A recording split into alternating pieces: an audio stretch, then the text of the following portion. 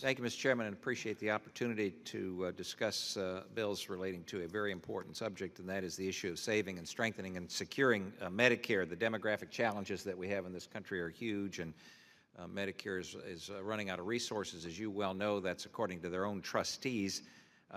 The challenge that we have right now is that CMS is saving money, according to them, by decreasing services and limiting access to care, and it's happening right now. It's not happening just in a fictitious way, potentially in the future. I want to talk about three pieces of legislation. The first is H.R. 5210, which deals with durable medical equipment, patient access to durable medical equipment.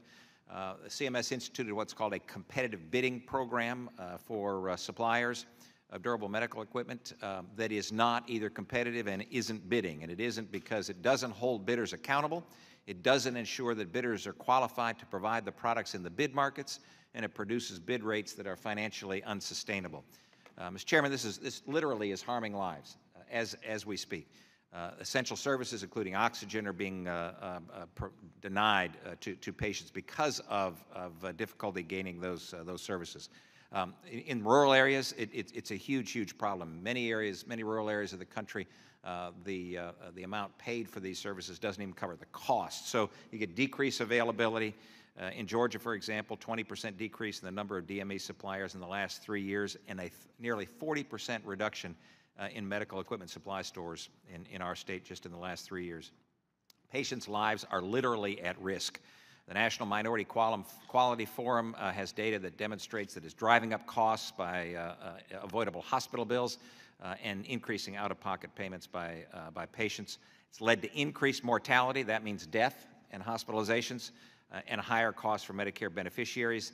The OIG for Medicare itself said that CMS paid over $1 million to 63 suppliers for product categories they weren't even licensed to provide in their state, over $1 million.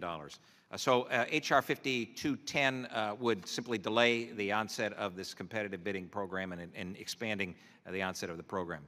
And that's a bipartisan supported bill. Second is H.R. 4848, the Healthy Inpatient Procedures Act, called the HIP Act.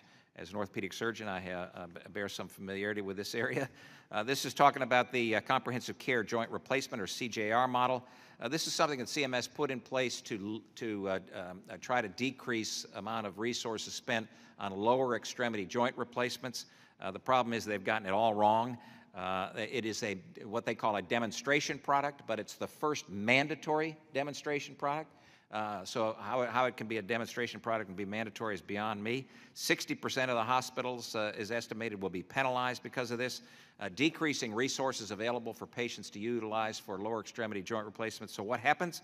Medicare, CMS limits access, limits choice, increases consolidation of services, and therefore increases prices.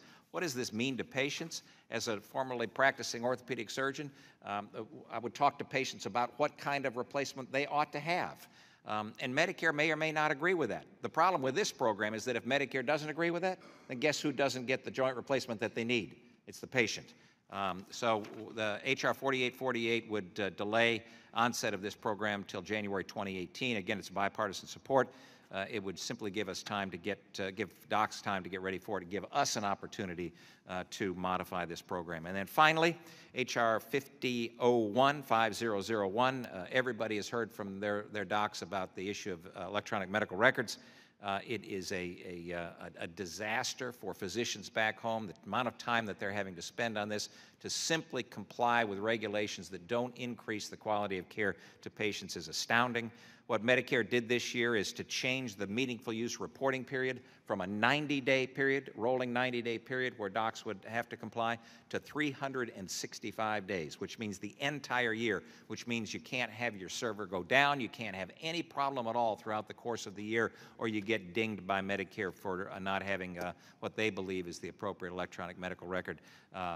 This solution would return it, this bill would simply return it to the 90-day reporting period that we've had in the past. Again, common sense, bipartisan. I appreciate the opportunity to present these and look forward to them passing. Thank you, Doc.